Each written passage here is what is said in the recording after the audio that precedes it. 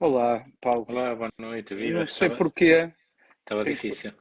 Tá difícil, tá difícil. Mas o Olha, Paulo, o Tiago está a perguntar se associa a ele ou se tenta ele. deixa-me ver aqui. Ó Tiago, volta a pedir para entrar, se não te importares. É que eu não estou a conseguir. Estou aqui a tentar.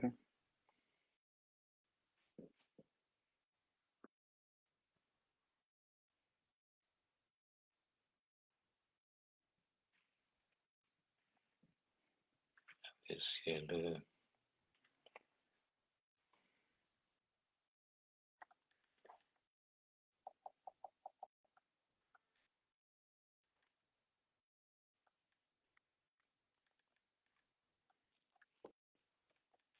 Queria que ele entrasse para partilhar o Alto, vídeo. alto, Aqui está o alto, homem, ok. o alto. O Tiago só Não, entra a partir quando estiverem 20 pessoas reunidas. É o mínimo, é o mínimo. Aí O mínimo é? não é dois ou três. Dois ou três é para Nosso Senhor Jesus Cristo. 20 é para ti. Isso é baixar a fasquia. É alto nível. Outro nível. Mas, Muito bem. mas não estavas a receber, não? Pedido.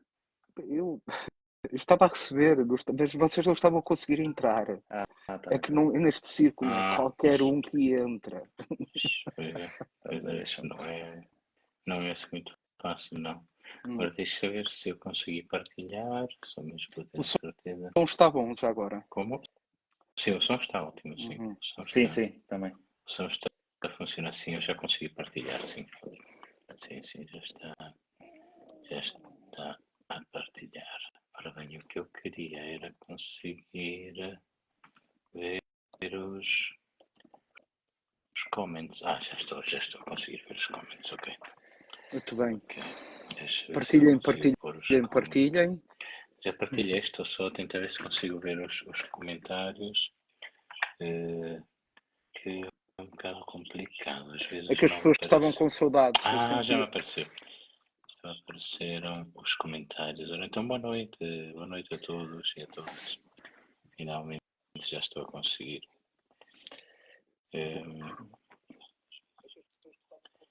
Ora, ótimo, sim senhor. Ok, ótimo. Boa noite. Já temos muita gente a desejar boa noite e a participar. Aqui, durmam bem, boa noite.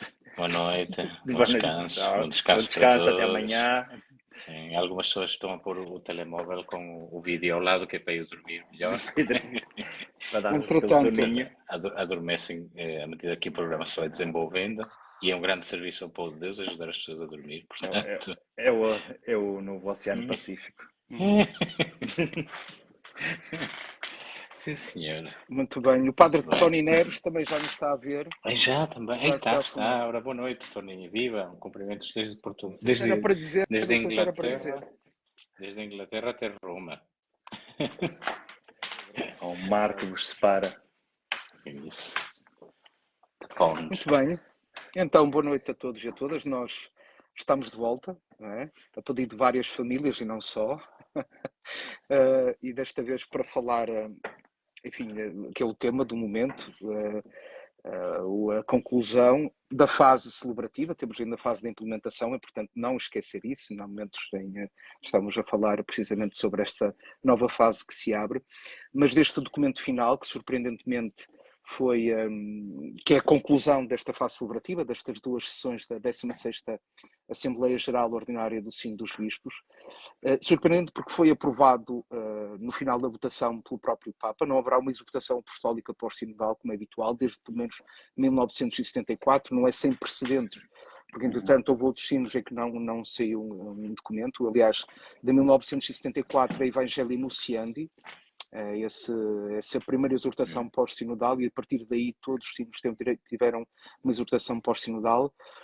Já agora, no outro dia me lembrei, o sínodo sobre a evangelização, também com o Papa Bento XVI, sobre a nova evangelização. Entretanto, o Papa Bento XVI resigna, não sai exortação pós-sinodal e aí sai Evangelho Gaudium. Portanto, enfim, mas pronto, digamos, aí já estamos, é já o extraordinário do extraordinário.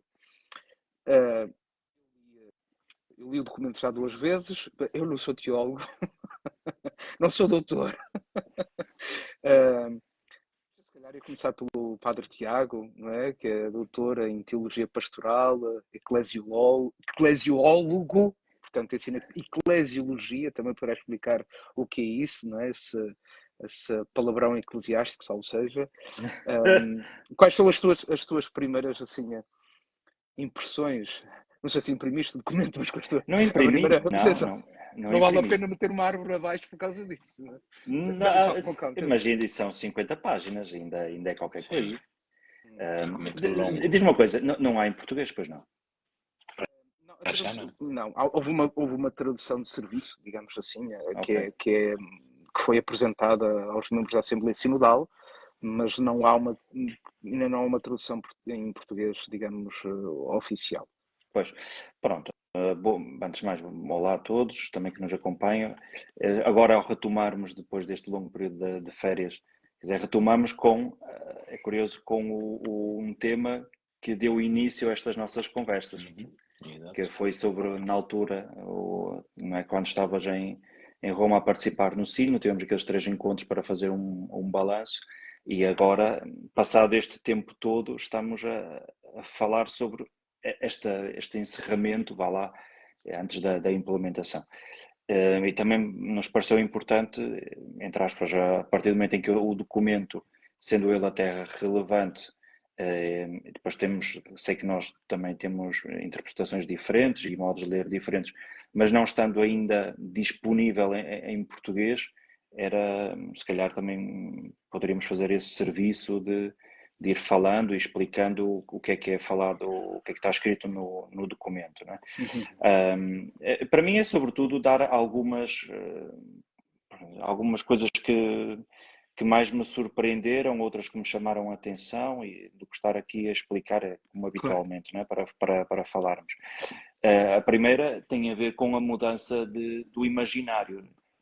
Se outrora era o imaginário da tenda, não é? Que se alarga para acolher a todos, neste sentido também da escuta, de dar espaço, de acolher também aquilo que é o diferente. Neste documento, o final, o imaginário já é diferente, não é? Da pesca, de lançar as redes, que também é dos momentos inaugurais no discipulado, onde Jesus vai buscar e promete que quem o seguir será pescador de homens. Pronto, eu creio que eventualmente está aqui como no inconsciente ou no subconsciente, que se quer recolher os frutos ou o peixe desta longa caminhada, e que seja abundante, que ao menos que dê para alimentar os 5.000 homens, sem contar mulheres nem crianças. Agora, indo a alguns temas, assim, muito numa primeira leitura, também é importante, não sei porque todos se acompanharam ou não, o evoluir destes últimos tempos, e o Paulo se calhar até pode explicar melhor. A verdade é que houve alguns temas um pouco mais exigentes na sua reflexão, se calhar também mais quentes, né, em termos mediáticos, e que o Papa, a uma determinada altura, decide constituir 10 grupos de estudo, não é? E estamos a falar, por exemplo, sobre a escuta do grito dos pobres, a revisão do documento base na formação dos seminários, estamos a falar da questão dos ministérios, do lugar o papel da mulher, também sobre a identidade do bispo e o modo como ele exerce o seu ministério. Portanto, estes 10 grupos de trabalho vão continuar a trabalhar e até junho, salvo erro, do próximo 2025. ano, 2025, e por isso, em bom rigor, a parte do discernimento e da reflexão ainda não terminou, na medida em que é preciso também acolher essa reflexão dos grupos de trabalho.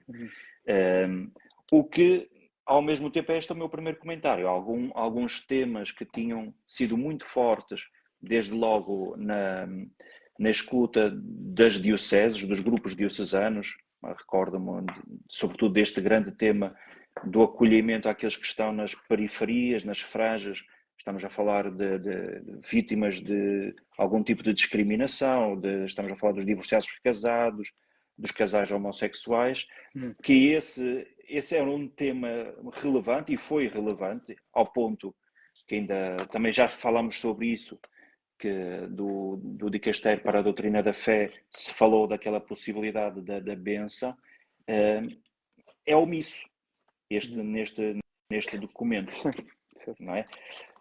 Mas, todavia, há outros temas que também foram importantes sobre a quase obrigatoriedade de ouvir as pessoas, não é?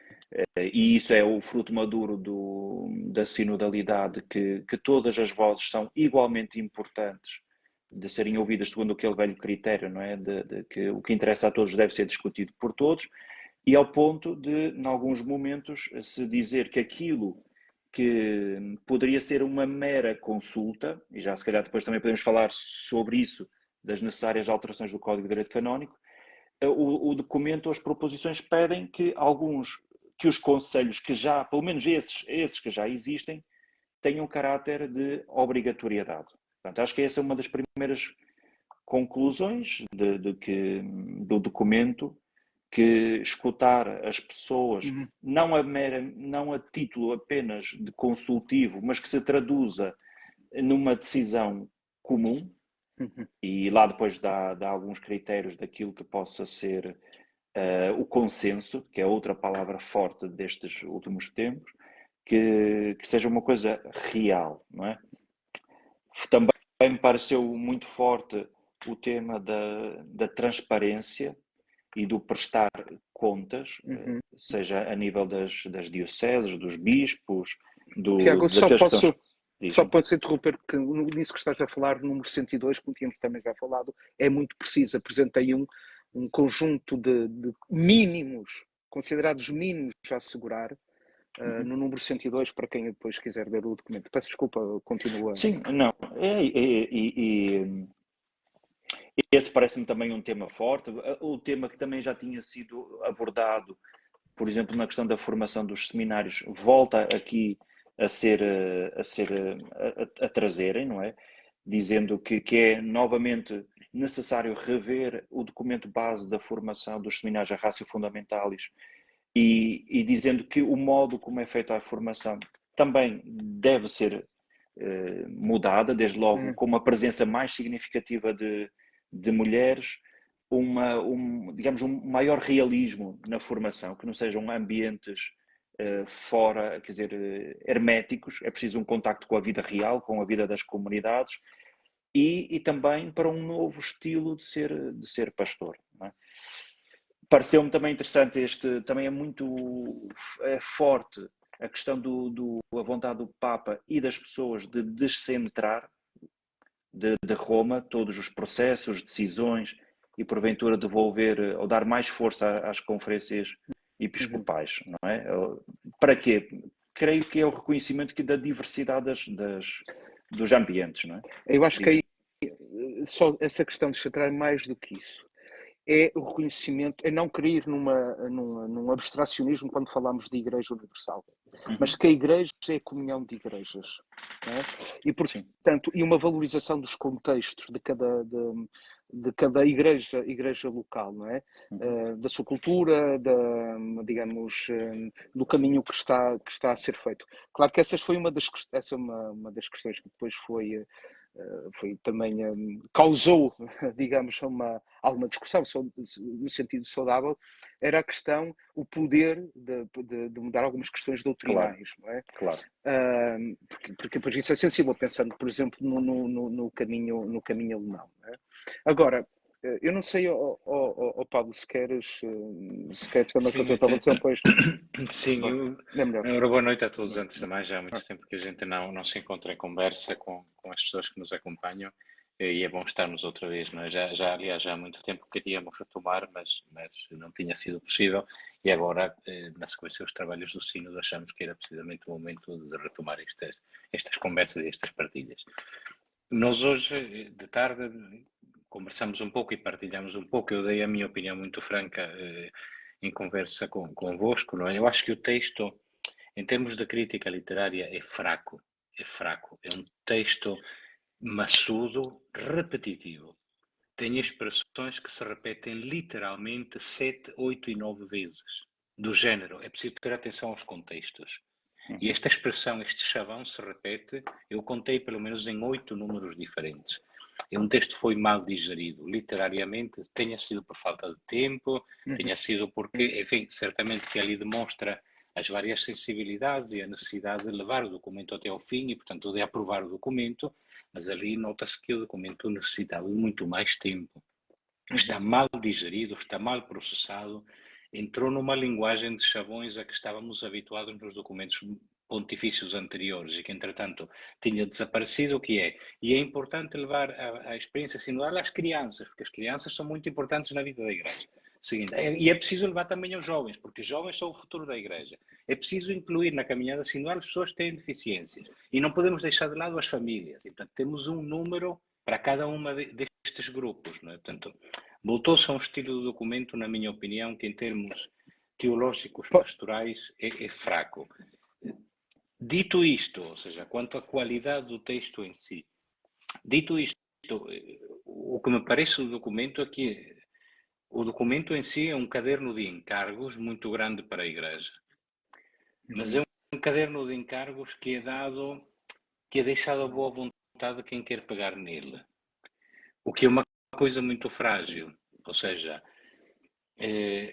na minha opinião, o número mais novedoso deste documento, e que, no entanto, não fica também muito no ar, é o número 9, em que o documento fala de que é preciso que as conferências episcopais e os sínodos das igrejas dediquem pessoas e recursos a acompanhar o percurso de crescimento da igreja sinodal. Ou seja, o que sugerem, para utilizar uma expressão que é mais comum, é a criação de uma espécie de provedores sinodais.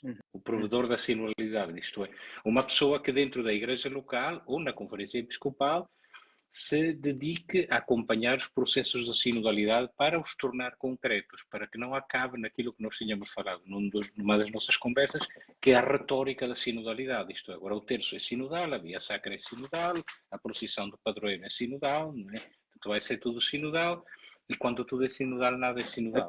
Até Hoje é estes encontros são santoral. sinodais. Até Então, estes encontros são sinodais. Hoje os santos são sinodais, é a Hoje solenidade é o de todos os santoral santos sinodal. sinodais. Portanto, eu penso que esse número 9 tem ali uma sugestão muito importante, não é? Que seria de facto necessário que houvesse estes missionários da sinodalidade, mas que não sejam apenas missionários em geral. Ou seja, este caderno de encargos necessita passos concretos de implementação. E passos concretos de implementação, ainda por muito que se fale da corresponsabilidade de todo o povo de Deus, e particularmente de quem tem a autoridade dentro da Igreja para pôr esses processos em marcha. É claro que o Papa diz, ok, que vai haver decisões que vão ser tomadas, que o trabalho não acabou aqui, não é? E de facto essa esperança que eu tenho a ler o documento, ou seja, que haja mais qualquer coisa do que apenas o documento que nos apresenta um conjunto de realidades que são fundamentais, mas que me parece que numa tentativa de agradar a todos e de aprovar o texto não está maduro. Eu não digo que o resultado do sínodo não seja maduro, o que digo é que o texto como tal é um texto imaturo e que vai atrasar o processo da sinodalidade em si, ou seja, um instrumento que, na minha opinião, não está suficientemente afinado. No entanto, há algumas coisas do documento que me parecem muito boas. Não? A questão da necessidade da implementação da conversação no espírito, do método de conversação no espírito ao nível das várias estruturas deliberativas que já existem na Igreja, ou consultivas, mais do que deliberativas, porque precisamente essa passagem da estrutura consultiva à estrutura deliberativa é que terá de ser ainda muito trabalhada, porque o documento diz, e muito bem, não é? Que continua a haver na Igreja o carisma da autoridade. E esse é dos bispos com o Papa. É? Portanto, isso é muito claro. Portanto, ali há a necessidade de que esses grupos de estudo possam desenvolver mais como é que as estruturas consultivas podem passar a ter um maior peso concreto na vida da Igreja. E ali a questão da conversação no espírito parece-me que é central, sem dúvida, não é? A conversação no espírito como como espiritualidade para a Igreja e como método pastoral da Igreja. Isso parece-me que é uma das forças do documento, mas que fica, lá está, em vez de brilhar, fica apanhado neste emaranhado de recomendações umas atrás das outras e repetitivas. A outra coisa que me parece muito importante, associada a esta questão da passagem das estruturas consultivas a deliberativas, como aliás o Tiago também já referiu, é a questão da transparência, do apelo à transparência e como aliás nós chegamos a conversar sobre esse assunto porque o próprio Robert Parro num dos posts dele no Instagram chegou a falar desse assunto, não é? Há diferentes velocidades na vida da Igreja e Claro. há países onde a Igreja tem, em termos de transparência, de auditorias, etc., enfim, vou deixar de lado a questão se é por convicção, se é porque o contexto levou a O Igreja a exige. isso, Sim. exige, mas o que é certo é que há países onde o nível de auditoria, de transparência, etc., é muito mais avançado do que noutros, isso é claro, não é? Mas, por exemplo, esta questão na criação de estruturas de transparência, o próprio documento fala precisamente de auditorias, prestação pública de contas, etc. Isso é, de facto, um passo em frente. Só mesmo para terminar e entrego-vos a palavra. Na minha opinião, o resultado do sínodo, em certa medida, acho eu, e sobretudo a forma como o documento apresenta, lá está, sem ter tido uma linha de atuação que seja clara, que seja suficientemente explícita de se dizer agora para implementarmos uma espiritualidade e uma pastoral sinodal, vamos fazer isto, isto, isto, e daqui por 2 ou 3 anos vai-se avaliar isto, isto, isto. Ou seja, isso falta no documento, na minha opinião, o que coloca o documento com toda a sua força e a sua fraqueza. Eu acho que tenha mesmo, em certa medida, o documento goza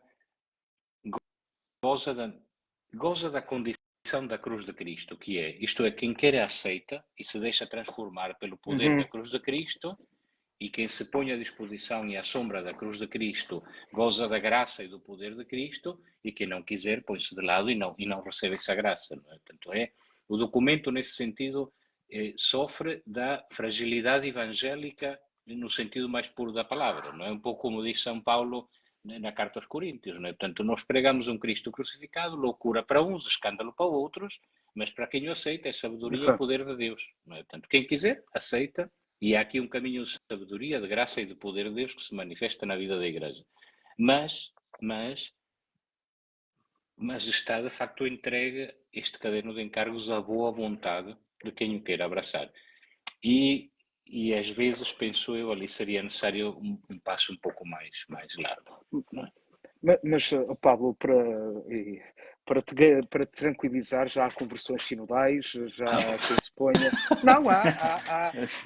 Hoje o Tiago partilhava esse vídeo em que, por exemplo, o Cardeal Dom Américo dizia que tinha lá chegado como dono disto tudo, estou a citá-lo tal qual, e chega a Portugal agora convencido de que, de facto, tem de ouvir, de escutar, de trabalhar em conjunto, portanto, para ser uma igreja sinodal. E, portanto, eu estou a citar, ele disse que chegou lá como dono disto tudo e houve ali uma conversão sinodal. Mas ri-se, mas isto é sério. Estamos a rir, mas isto é muito sério.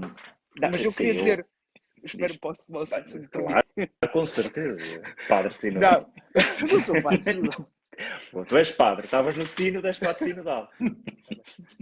Vamos colocar essa categoria. Eu acho que há aqui, gostaria de dizer, começando pelo início, que é a transformação que aconteceu com o Papa Francisco. Aliás, desde o início do pontificado, os sinos aos poucos e poucos foram sofrendo algumas alterações. E parece-me importante dizer isto. Com a Constituição Apostólica Episcopal Excommunium, que é uma Constituição que regula o modo de funcionamento do sínodo, o sínodo passou de um evento a um processo. E nesse processo tem 3 fases. A primeira fase nós tivemos até 2022 ou 2023, que é a fase da auscultação.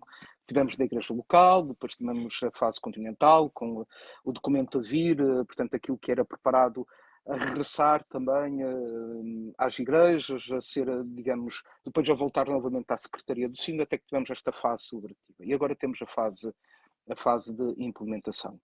Eu não sei, há pouco vos dizia isso, eu não sei se, e aquilo que eu vou dizer não é porque eu sei alguma coisa, ouvi alguma coisa. Eu, lendo e tentando compreender aquilo que o Papa Francisco, uma das coisas que ele diz no discurso final, ele diz que haverá, perante isto, há decisões a tomar. E serão tomadas decisões. Eu não me admiraria que agora, nos próximos tempos, aparecesse um outro documento a dar orientações muito precisas de como o sino deve ser aplicado e ser avaliado. Como digo, eu não sei de nada, não ouvi isto, mas daquilo que eu compreendo e daquilo que é entender este processo que está a ser a fase de implementação, quer dizer, é uma fase que não parece que está simplesmente entregue à boa vontade dos bispos ou de todos nós, não é? Um outro aspecto que tem a ver com o documento e que tem a ver com, como usavas esta expressão, que é, enfim, precisava de ser melhor trabalhado do ponto de vista textual, há repetições.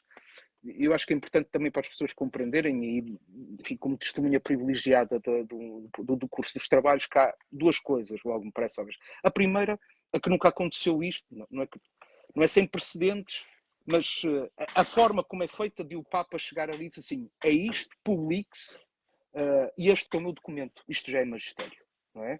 E, portanto, tens um texto que é verdade, que é redigido, vamos lá dizer as coisas, com muitas noitadas. Portanto, as pessoas fazem isso... Nota-se. Não, para além Nota-se. dessa... Mas, Pablo, nota-se. E depois é noite é o que é. E quem é à noite, depois não pode dar o dia, que também se torna mais complicado. Pois. Mas, naturalmente, essas repetições... Além do mais, essas repetições, às vezes, o que é? Há um primeiro...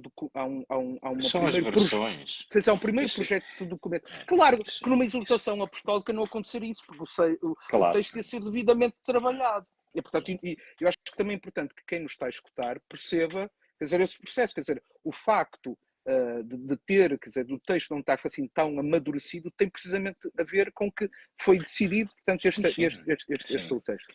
Sim. Agora... Ali em termos, ou seja, desculpa a sua interrupção, ali em termos de crítica literária é óbvio o processo das várias versões do texto, ou seja, para quem está um bocado treinado a identificar várias versões num texto, é óbvio, até se consegue perceber, para aqui cortaram uma frase, aqui foram buscar e colaram uma outra parte que estava numa outra frase, que há ligações que faltam e há repetições que voltam a ocorrer, literalmente de quem escreveu um parágrafo, entretanto cortou e não se apercebeu que tinha deixado atrás a mesma expressão. Portanto, está claríssimo em vários dos números, não é? Mas claro, eu percebo que a mas mesmo os evangelhos sofrem dessa, digamos... mas tem mais qualidade. Mas tem mais qualidade.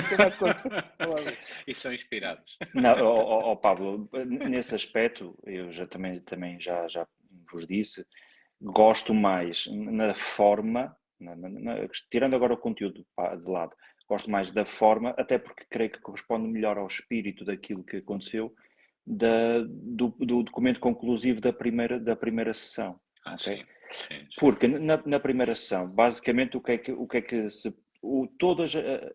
todos os pontos eram estruturados, salvo erro, neste aspecto. Convergências, em que é que nós convergimos, em que é que... Agora, quais são as questões a aprofundar e quais são as nossas propostas? Basicamente, as questões a aprofundar, teoricamente, já as deveríamos ter agora algumas respostas, ou mais alguma resposta, mas esta ideia das convergências e de propostas é claro que é um estilo completamente diferente. E aí poderíamos dizer, não encaixa num documento tipo magisterial, mas não era esse o propósito, daí a liberdade de se poder escrever de um modo diferente, não é? O projeto, a estrutura do documento assenta, para quem acompanhou o sino de uma forma mais, e isso era público, nas meditações do padre Timothy Radcliffe. Não é? Portanto, a estrutura, digamos, a espinha dorsal assenta aí. Agora, eu gostaria de sublinhar aquilo que é uma outra questão que, Tiago, tu falaste, que é todos estes temas. A partir do momento, parece-me que o sínodo, a Secretaria, teve a necessidade de recentrar o cinto. Da consulta ainda bem emergiram várias coisas, não é? e quase às vezes até quase como um caderno reivindicativo, não? Um conjunto de reivindicações. Vários temas que naturalmente que estavam ali, digamos, que não se deixava, quase não se tocava, quase era tabu. Depois de repente, ok, falem. Que toda a gente a falar e a dizer aquilo que bem entendia, e ainda bem, e portanto seja um conjunto de temas que era impossível. Quer dizer, impossível num mês ou 2 sessões tratar isto. Mas mais, houve a necessidade de recentrar verdadeiramente aquilo que era o sínodo, e no meu entendimento é isto, que é as bases da sinodalidade. Quer dizer, como as regras do jogo e o sistema operativo para a Igreja, da forma como a Igreja, a partir de agora, ela vai tomar decisões. E então aí clarificar, ou pelo menos acho que fica, acho que deve também ser passado este trabalho, que é o povo de Deus como sujeito da Igreja, não é? Onde todos os membros, leigos e leigas, religiosos e religiosos, padres, bispos, têm digamos, um papel ativo na vida e nas decisões da Igreja. E parece-me que isto é fundamental, de começar logo a partir das paróquias, não é? Em que as pessoas, os conselhos pastorais, quer dizer, e não só os conselhos pastorais, mesmo dentro, fora dos conselhos, as pessoas devem ser escutadas, os batizados devem ser escutados, e não só os batizados. Quer dizer, esta palavra, para uma igreja que não fique áfona, não é? Sem voz, aquilo que às vezes pedimos na sociedade, de uma cidadania ativa, e que me parece fundamental também na vida da igreja. Não ser espectadores, não é? Meramente espectadores, mas corresponsáveis. E acho que esse é um dos aspectos que me parece fundamental. Estavas a tocar no tema da paróquia, como sabes, é um tema que também que me interessa, e que estava no número 117.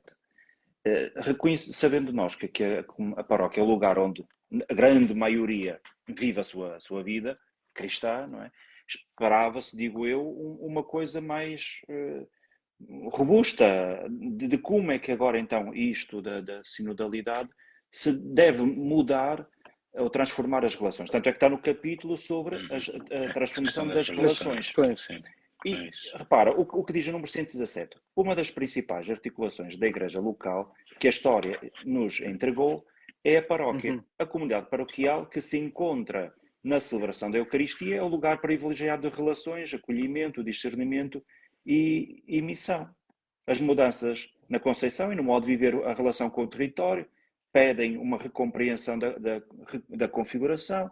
Quer dizer, mas o que caracteriza é de ser uma proposta de comunidade na base não eleitiva, mas um parágrafo assim e não diz nada. Tiago, e quantos parágrafos depois do primeiro projeto foram pedidos? Por isso é que também já agora aparece os jovens e as crianças. Cada um queria o seu parágrafo. Cada um queria o seu parágrafo. E os padres? Onde é que estão os padres? E só isto para os padres? Eu estou a dizer assim, mas... Mas é o que eu estou a dizer. Se é nuclear, alguma coisita. Olha, só uma coisa, ou seja, já agora há um bocadinho pareceu-me, mas eu, entretanto, já não consigo ver o comentário. Eu penso que a teóloga Cristina Sanz precisamente focou a questão da falta de tempo do documento, não é? E de facto ali nota-se muito isso, que houve o desejo e a necessidade de em pouco tempo tentar conciliar e meter tudo o máximo possível, não é? Que seja assim um bocado um chouriço com todo tipo de carnes lá dentro, não é? Mas eu acho que a questão da fundamentação teológica é verdade, não é de frango. É desta vez que agora. Saiu tudo misturado, não é? Mas eu acho que a fundamentação teológica. Que esse aqui, sim, cozida portuguesa. Tem ali tudo um bocado misturado, não é? Eu acho que a questão da fundamentação teológica que quiseram dar é muito interessante, não é? E a questão da centralidade da palavra. Há uma ideia lindíssima que pelos vistos, enfim, pelas votações, parece ter sido bastante controversa ou polémica, que é a questão não sei qual é o número, mas é a ligação entre a sinaxe eucarística e a sinodalidade, não é? Portanto, essa é uma ideia lindíssima, não é? Que provavelmente podia ter servido como fio de ouro para falar da fundamentação teológica do sínodo e da sinodalidade, não é? De facto, a escuta da palavra, tal como na própria Eucaristia ocorre, não é? Primeiro escutamos a palavra, não é? E depois recebemos o corpo e o sangue de Cristo, e é daí que nasce a Igreja.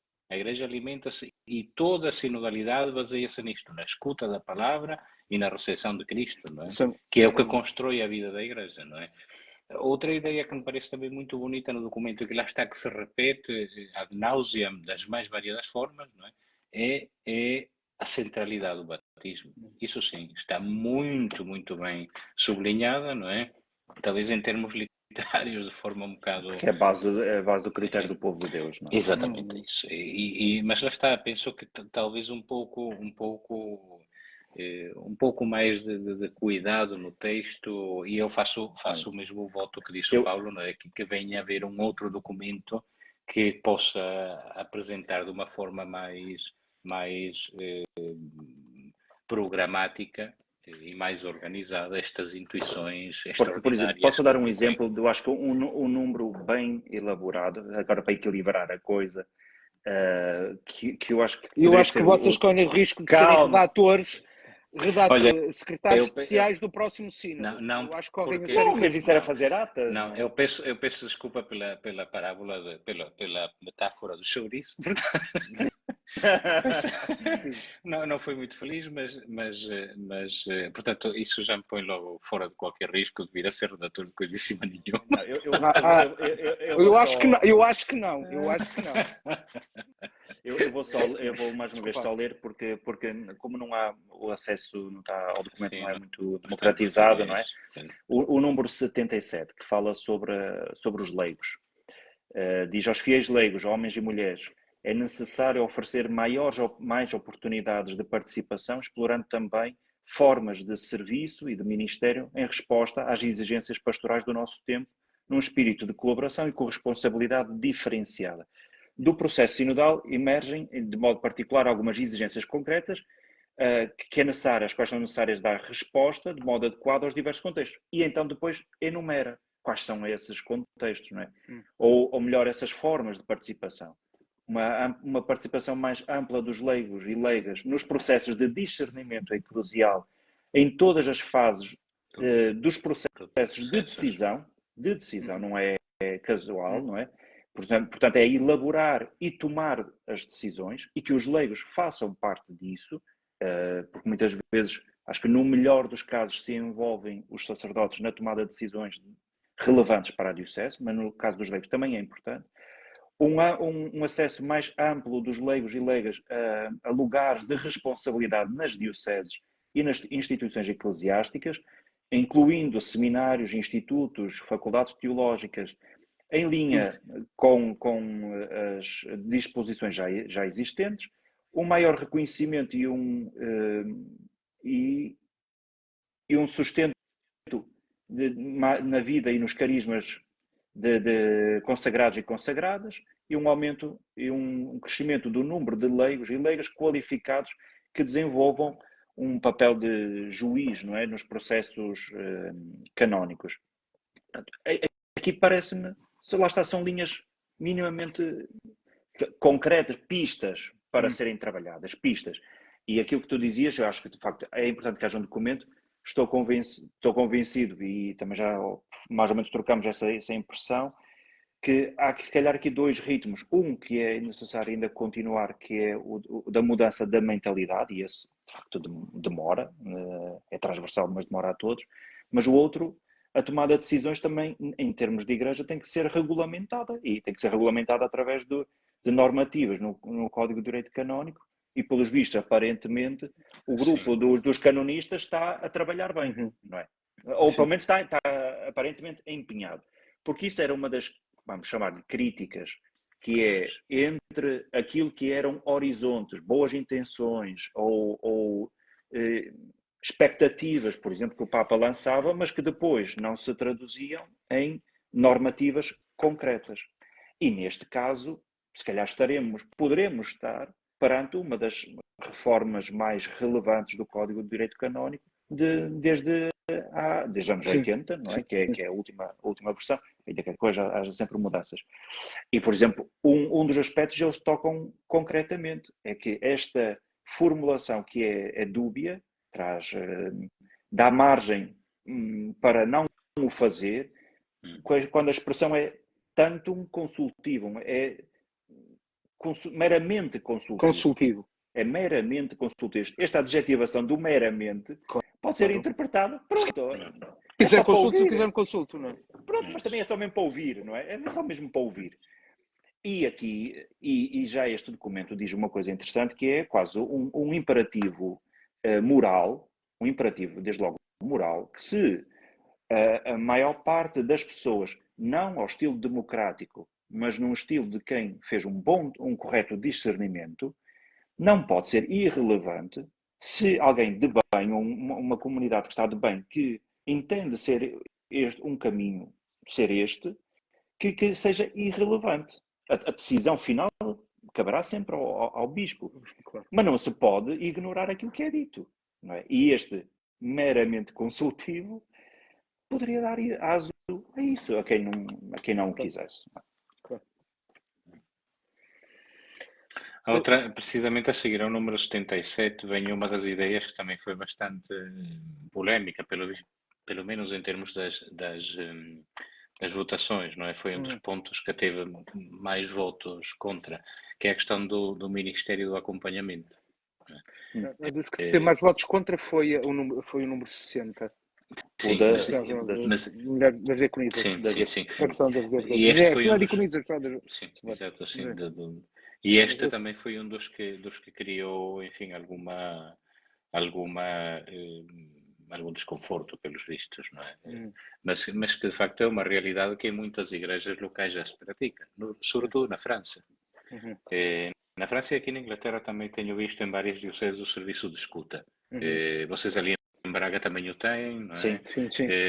Mas não é uma coisa que seja ainda de caráter nacional, não é? Em muitos países não ocorre como tal, noutros sim, já há uma grande tradição de Ministério da Escuta que pode ser, já está, e bem desenvolvido por leigos e leigas devidamente preparados e por todos os elementos do povo de Deus preparados para tal, não é? Portanto, não tem de ser coisa exclusiva do Ministério ordenado.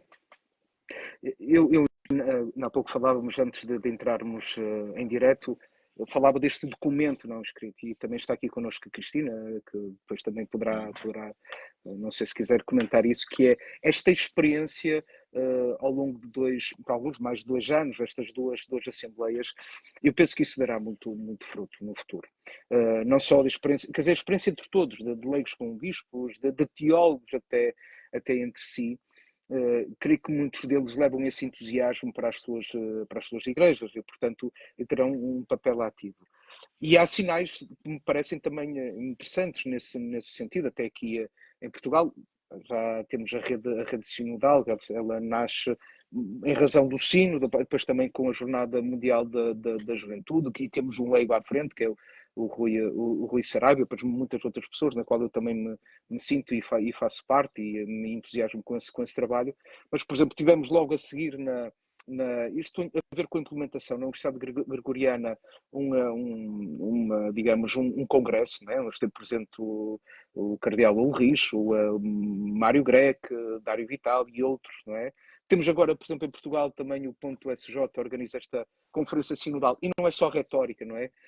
Igreja e Fidelidade ao Evangelho, com o teólogo André Grilo, também vai estar presente o José Frazão e também o João Tavares, e portanto, isto para dizer que, como eu também espero que haja esse elemento e acredito que possa existir, mas que as coisas começam a dar frutos, quer dizer, que não se pode deixar esmorecer este entusiasmo e de continuar esta reflexão. Acho que é uma das coisas, enfim, ou melhor, uma linha importante de ação. Já agora, eu também notei isso, finalmente, se fala, do Ministério do Teólogo, a valorização do Ministério do Teólogo. Sim, os teólogos também se sentiam excluídos, também queriam um parágrafo. Porque havia... Não, tu estás a dizer isso, mas uma das meditações do Timothy Radcliffe foi precisamente, quer dizer, havia várias pessoas que estavam -se a sentir excluídos, inclusive os teólogos. Não, porque assim, eu agora não quero meter lenha na fogueira, não vou dizer, porque, quer dizer, se calhar aí, o outro documento que tu estás a dizer, quer dizer, o documento da síntese final da primeira sessão, se calhar não tinha tanto teólogo à mistura. E por isso Mas, é que estava tão bem feito. Por isso é que estava tão bem feito. Agora, quer dizer, não, mas porque assim, porque a questão é, agora, salvo seja, né? A questão do enquadramento, seja. a questão do enquadramento teológico da base, seja da sinodalidade, seja do Sensus Fidei, já há documentos também desse, até como é que se chama, da Comissão Teológica Internacional, já estava. Agora, há uma coisa que o Dário Vitali que foi interessante, quando ele falou à agência Eclésia, a Eclésia disse que até o papel dos teólogos foi diferente neste sínodo, onde outrora trabalhavam mais a nível pessoal, escrevendo algumas propostas. Foi uma entrevista Sim, ao Sr. desculpa. Tomás. Sim. Onde mandavam depois as suas sugestões para as secretarias. E agora começaram a trabalhar um pouco mais em grupo, não é? E é importante. A questão dos teólogos também, historicamente, para perceber, e o porquê de também estar aqui neste documento, eu acho que é interessante, porque por isso é que eu disse que havia quase sempre esta disputa dos teólogos, entre teólogos e magistério, entendendo que os teólogos não eram pessoas bem queridas, ou que é uma espécie de um confronto sempre entre a teologia e o magistério. Há uma coisa interessante que estava aqui a pensar e a olhar para o discurso do Papa, que eu, aliás, recomendo a todos que o leiam, porque se o documento ainda não está em italiano, o discurso do Papa é de uma grande riqueza, de uma grande beleza, aliás, muito poético, com referências aos textos de Madeleine d'Abreu, etc. É um texto muito bonito, muito acessível, são 2 páginas e todas as pessoas podem encontrar facilmente na internet, basta colocar saudação final do Papa Francisco, Sino de 2024, imediatamente vão encontrar o texto. Mas há um parágrafo do Papa que eu acho muito bonito, precisamente sobre a questão da leitura do texto, né? Portanto, ele diz mais ou menos isto, tem só um segundo, que eu fui buscar o título e deixei ficar para trás, não é? Portanto, ele diz assim no número 2 desse discurso: o documento é um dom para todo o povo fiel de Deus, na variedade das suas expressões. É evidente que nem todos vão ler, diz o Papa. É evidente que nem todos vão ler. Sereis sobretudo vós, portanto, os que participaram no sínodo a vários níveis, não é? Sereis sobretudo vós, juntamente com muitos outros, que o tornareis acessível, tornareis acessível o seu conteúdo nas igrejas locais. Não é? O texto, sem o testemunho da experiência vivida, perderia muito do seu valor. Não é? Portanto, o texto não, de facto, neste sentido, o texto não é apenas entregue à igreja, há um conjunto de hermeneutas deste texto que são enviados com o texto pelo mundo fora, não é? Portanto, isso é bonito no sentido de que o texto pode ser traduzido, esmiuçado, não é? Partido, não é? E repartido depois nas igrejas locais a que cada um dos membros do sínodo pertence. A outra ideia que, entretanto, me ocorreu é que estávamos a falar precisamente da questão do grupo de canonistas, do trabalho que estão a fazer, não é? Entre a conclusão do concílio, não é? Em 65, e a promulgação do Código de Direito Canónico de 83 passaram 18 anos. Não é? Ou seja, às vezes é verdade que a reflexão teológica, doutrinal, etc., magisterial, tem o seu ritmo próprio até que se possa traduzir em estruturas operativas, não é? Claro que o sínodo não tem o volume nem foi para a Igreja o terremoto que foi o Vaticano II, não é? Portanto, em termos proporcionais, aliás, o Papa gosta de o dizer e dilo no seu próprio documento, o sínodo é um fruto do concílio, não é? Portanto, não tem nesse sentido o peso em termos históricos que teve o concílio, não é? E, portanto, esperemos que não demore 18 anos a ter uma tradução em termos concretos, como teve o concílio em termos de direito canónico. Mas, de facto, estas coisas levam o seu tempo, não é? Levam o seu tempo, mas, de facto, é encorajador e semeia a esperança o facto de que haja estes grupos a fazer um trabalho muito concreto em termos daquilo que pode ser traduzir o texto com orientações concretas. Paulo, agora o que te ia perguntar é uma espécie de um exercício de futurologia. Futurologia, não. Se nós temos esta meta de junho até, não é? para a entrega das conclusões. Acho que também é importante para todos percebermos o que é que pode ser possível, o que é que se espera daqui até junho, o que é que se pretende que seja feito, não é? E depois também chegando a junho, o que é que se pode esperar desses grupos e a seguir aos grupos, o que é que eventualmente ainda se vai fazer com esse documento, não é? Porque se há coisas que podem ser aplicadas agora ou devem ser aplicadas, outras que se deve aguardar. No fundo, o que é que se espera deste próximo ano? Vamos simplificar. Tu decidiste fazer perguntas que eu não sei responder, mas pronto, tudo Foi, bem. isso é um exercício de futurologia. Não, Tu tens a tua bola de cristal aí atrás. Não tenho, mas não tenho. Às vezes parece que tenho. Mas, não, o que eu acho, digo, não sabendo mesmo nada, poderia estar a dizer, porque eu já sei qualquer coisa e sei que isto vai acontecer. Eu acredito, penso que haverá qualquer documento no sentido de haver uma orientação. Relativamente aos grupos de estudo, eu penso que há. Eu enfim, quando nós às vezes lemos, aprofundar, continuar a estudar, muitos assuntos já foram devidamente aprofundados, estudados, há muita literatura sobre eles. Uhum. Estamos, se calhar, à espera daquele tempo límpido, não é? Daquela manhã, não é? Como se dizia a Sofia Melbrenner, não é? Estamos que as coisas amadureçam, não é? Ou que essas decisões, pelo menos, não provoquem ruptura, sabendo nós, há pouco falávamos disso, que às vezes aconteceu mesmo ruptura. Falámos do Concílio de Jerusalém, é uma ruptura com o judaísmo, não é? É um passo, quer dizer, que marca um antes e um depois, não é? Ou não meter pano novo remendo novo em pano velho, ou vinho novo em odres novos, portanto, o que é que isso significa, não é? Agora, de resto, há esses grupos de estudo que estão a desenvolver o seu trabalho, e acredito que muitas das pessoas que lá estiveram envolvidas, aliás, como aconteceu depois do Concílio, por exemplo, não estou a dizer que isso vai acontecer, porque estamos a outro nível. Depois do Concílio Vaticano II, estava aí o Pablo a dizer, houve momentos interessantes mesmo do ponto de vista que criou-se a Concilium e criou-se a Communion, não é? Sim. Com duas visões distintas, não é? E, portanto, mesmo do ponto de vista teológico. Mas daí nasceu qualquer coisa. Eu não creio que nada impede, ou que saia, por exemplo, deste grupo de teólogos. Eu não sei de nada, estou aqui a fazer futurismo. Portanto, isto pode ser completamente ou 90% ou 95% de desconto naquilo que eu estou a dizer, não é? Que possa haver um entusiasmo de pessoas que queiram trabalhar estes temas. Como uma outra coisa que me parece muito interessante, já agora até tem a ver com 7 margens, e a Clara Raimundo foi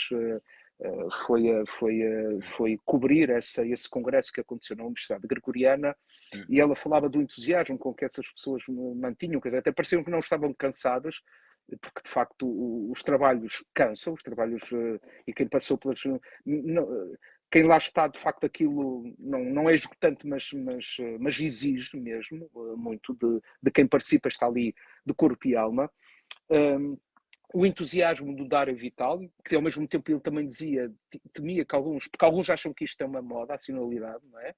Uhum. Uma das coisas que ela dizia e pergunto eu a ti, Tiago, não é? Que estás na Faculdade de Teologia, na Universidade Católica, que entusiasmo sinodal nós temos, desculpa lá devolver-te assim a questão, na Faculdade de Teologia, na Universidade Católica, não é? Au! Porque, desculpa! Mas não vais ter agora a conferência em Lisboa? Eu? Não, quer dizer, do André. Não, mas isso é organizado pelo ponto SJ, não é? Não vai ser na faculdade. Onde é que vai ser? Ainda bem que temos o computador ligado. Deixa-me ver. Se calhar foi só o aluguer do auditório. Não. Veja que problemas de caminhos. Desculpa lá. Inscrição. Vai ser na Universidade Católica, sim. Estás a ver? É isso. Ora. Eu peço desculpa. Estás a ver? Peço desculpa. É o entusiasmo que já apareceu. Primeira mudança. Outro aspecto é que há contributos que podem ser feitos, não é? E que a Secretaria do Ensino está disponível. Mas eu estou convencido que o mesmo empenho que foi colocado na fase da auscultação, da consulta, e agora na celebração também será colocado na implementação. Sim, E isso foi, sim, e vocês fizeram uma das coisas que acho nesse que é sentido. importante também, eu já tinha dito, acho que uma coisa que é importante também recuperar, quando estamos agora a falar na questão do entusiasmo, eu senti, eu não sei, também estando lá, o que é que te pareceu, mas que o entusiasmo ou a cobertura até mediática e o acompanhamento desta segunda Assembleia já não foi no mesma intensidade, no mesmo grau do que a primeira.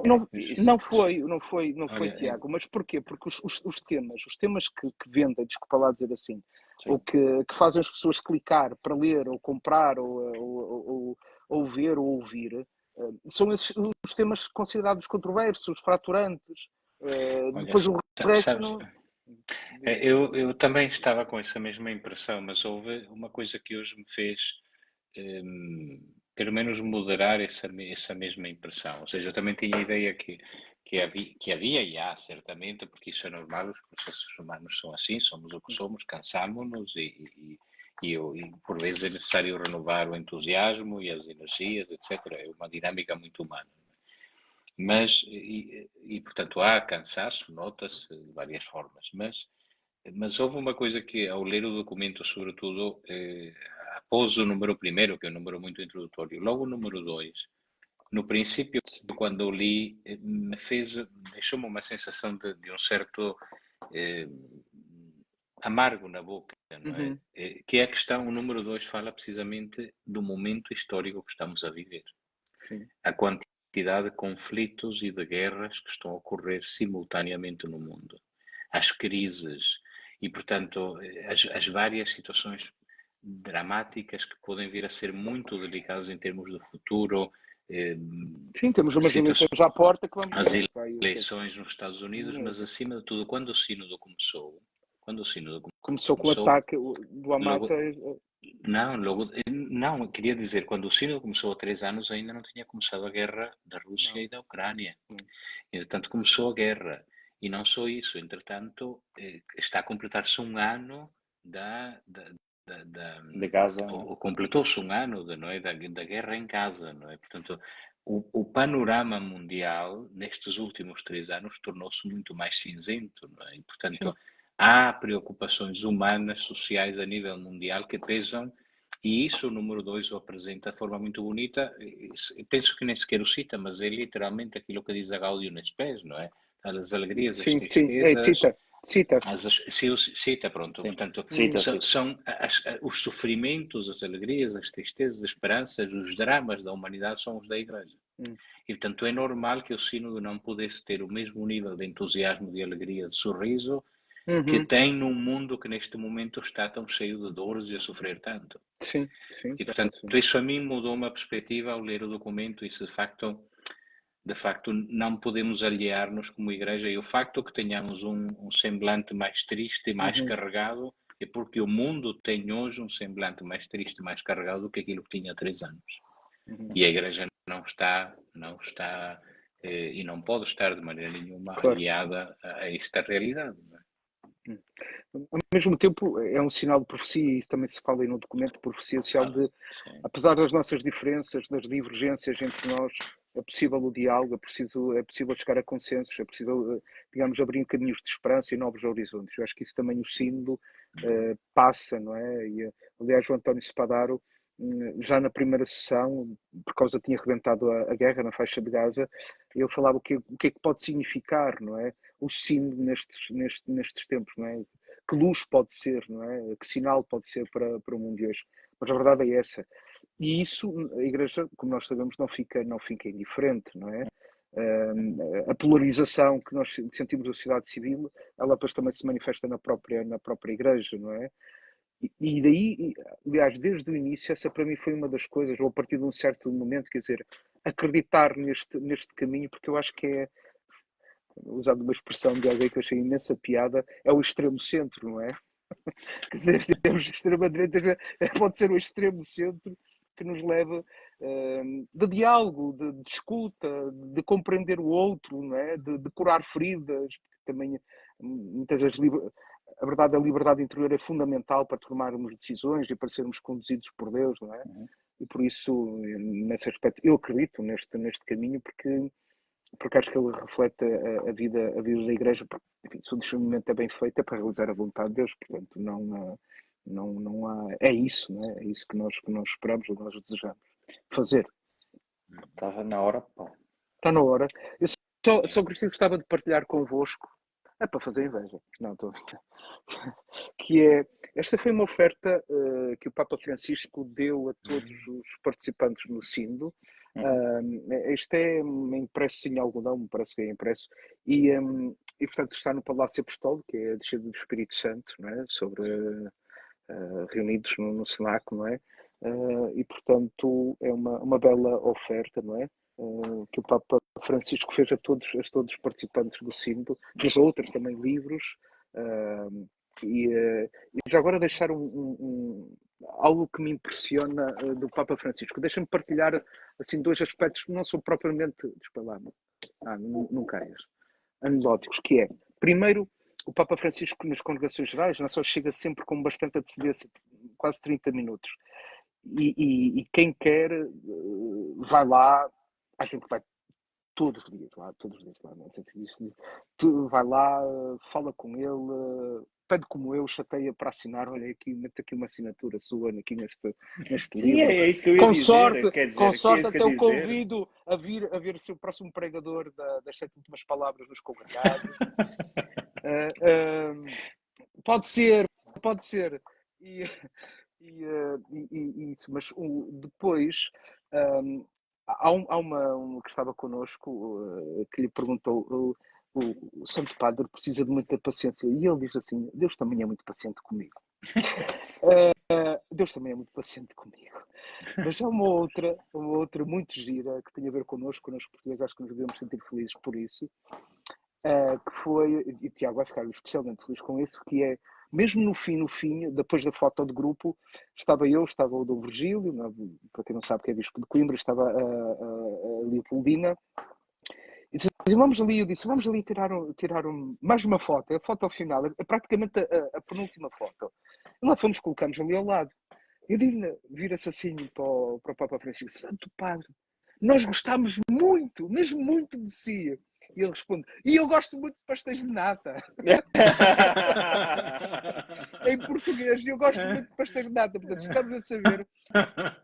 Uma boa oferta. Pastéis de nata, e já sabem, quando se encontrarem com o Santo Padre, numa audiência e tiverem esse problema, levem-lhe pastéis de nata, que ele gosta. E é um boa. É dar sabor de Portugal. E dizem que é o bolo que não faz mal. Quer dizer, por menor, fiquei a saber que o Bento XVI gostava imenso de vinho do Porto. E nós sabemos que o Dom Manuel. Mas agora ele ficou a saber uma outra coisa, essa no outro mais que ele gosta de vinho da Madeira. O Santo Padre gosta de vinho da Madeira. Que jeito.